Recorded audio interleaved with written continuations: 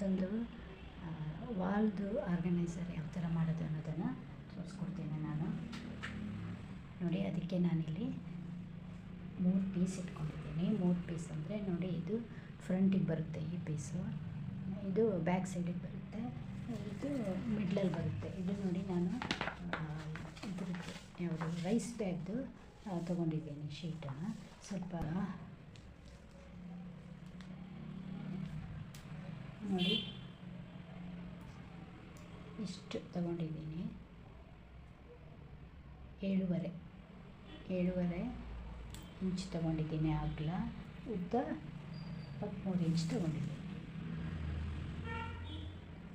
ನೋಡಿ, ಉದ್ದ 23 ಇಂಚು ತೊಗೊಂಡಿದ್ದೀನಿ.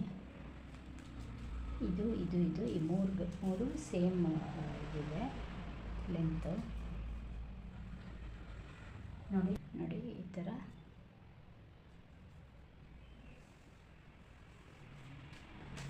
ಫೋಲ್ಡ್ ಮಾಡಿಕೊಂಡು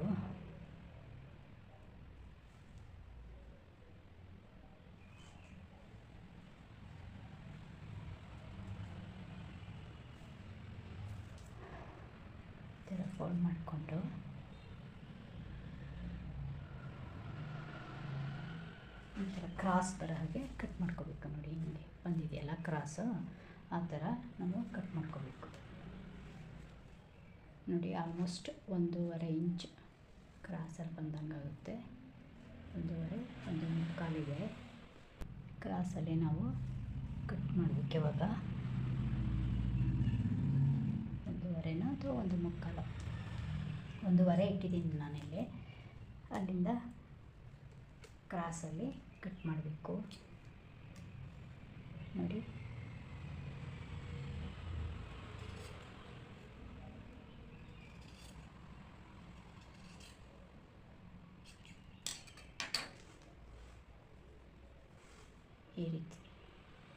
ಈ ರೀತಿ ಕ್ರಾಸಲ್ಲಿ ಕಟ್ ಮಾಡಬೇಕು. ಈ ಬಟ್ಟೆ ಇವೆರಡನ್ನೂ ಕೂಡ ಆ ಥರ 1.5 1.25 ಇಂಚ್ ಗ್ಯಾಪಲ್ಲಿ ಕಟ್ ಮಾಡಬೇಕು. ಅವೆಲ್ಲದನ್ನು ಸೇರಿಸ್ಬಿಟ್ಟು, ಇವು 3 ಬಟ್ಟೆನ ಸೇರಿಸ್ಬಿಟ್ಟು, ಇದು ಫ್ರಂಟಲ್ಲಿ ಬರಬೇಕು, ಇದು ಮಿಡಲ್ಲು, ಇದು ಬ್ಯಾಕ್ ಸೈಡು. ಹೀಗೆ ಇಟ್ಬಿಟ್ಟು ಪೂರ್ತಿನೂ 4 ಸೈಡ್ನೂ ಸ್ಟಿಚ್ ಮಾಡಬೇಕು. ನೋಡಿ ವೀಕ್ಷಕರೇ, ಇದನ್ನು ನಾನು 4 ಸೈಡನ್ನು ಸ್ಟಿಚ್ ಮಾಡಿದ್ದೀನಿ. ನೋಡಿ, ಎಲ್ಲ ಸ್ಟಿಚ್ ಮಾಡಿದ್ದೀನಿ. 3 ಬಟ್ಟೆ ಇಟ್ಬಿಟ್ಟು 4 ಸೈಡನ್ನು.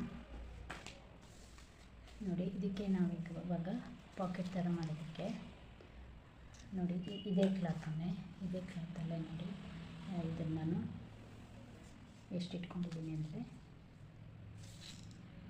7.25 ಇದೆ ಇದು. ನೋಡಿ, 7.25 ಇದೆ.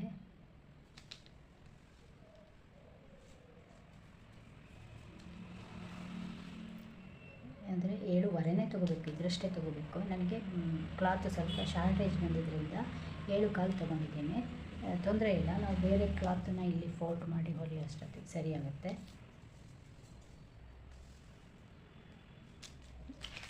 ನೋಡಿ, ಇದಕ್ಕೆ ನಾನು ಇದನ್ನು 8 ತೊಗೊಂಡಿದ್ದೀನಿ. ಲೆಂತಿದು 8 ಇದೆ, 8 ಇಂಚು.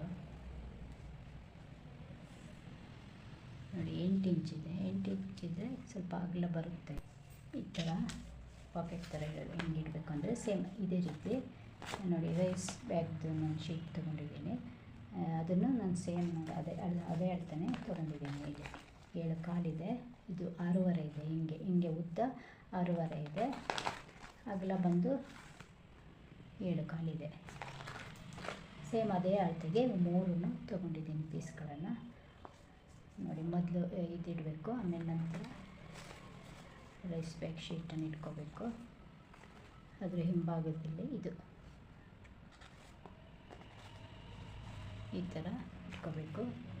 ಈ ಥರ ಇಟ್ಕೊಂಡು ಇದೇ ರೀತಿ ಇಲ್ಲೊಂದು, ಆಮೇಲೆ ಇಲ್ಲೊಂದು ಬರುತ್ತೆ, ಇಲ್ಲೊಂದು ಬರುತ್ತೆ, ಒಟ್ಟು 3 ಪಾಕೆಟ್ ಬರುತ್ತೆ. ನೋಡಿ, ಇಲ್ಲಿ ನಾನು ಇದಕ್ಕೆ ಮ್ಯಾಚ್ ಆಗೋ ಹಾಗೆ ಕ್ಲಾತ್ ತೊಗೊಂಡಿದ್ದೀನಿ, ಹಳದಿ ಕಲರ್ದು. ನೋಡಿ, ಇದಕ್ಕೆ ಸ್ವಲ್ಪ ಮ್ಯಾಚ್ ಆಗುತ್ತೆ, ಅದರಿಂದ ಈ ಕಲರ್ ಬಟ್ಟೆ ತೊಗೊಂಡಿದ್ದೀನಿ. ಇದಕ್ಕೆ ನಾವಿಲ್ಲಿ ಥರ ಸ್ಟಿಚ್ ಮಾಡ್ಕೊಂಡು ನೋಡಿ. ಹಿಂಬದಿಯಿಂದ ಈ ಥರ ಬಟ್ಟೆ ಇಟ್ಕೊಂಡು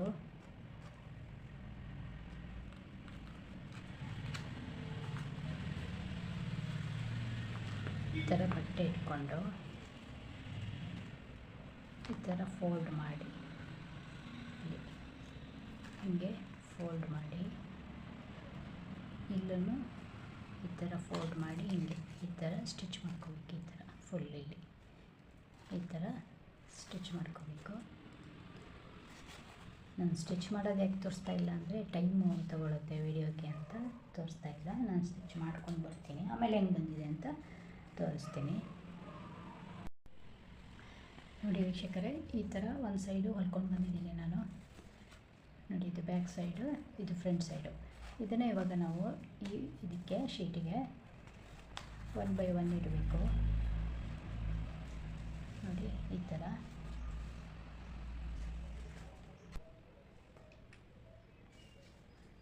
ಆಮೇಲೆ ನೋಡಿ ಇಲ್ಲಿ ಸೈಡ್ ಪಟ್ಟಿಗೆ ಸೇಮ್ ನಾನು ಇದಕ್ಕೂ 2 ಇಂಚೆ ತೊಗೊಂಡಿದ್ದೆ. ಈ ಯೆಲ್ಲೋ ಕಲರ್ ಕ್ಲಾತು ಇದು ಎಲ್ಲ ಸೇಮ್ ಪಟ್ಟಿಗೆಲ್ಲ 2 ಇಂಚ್ ಕ್ಲಾತನ್ನು ತೊಗೋಬೇಕು. ನೋಡಿ ಇಲ್ಲಿ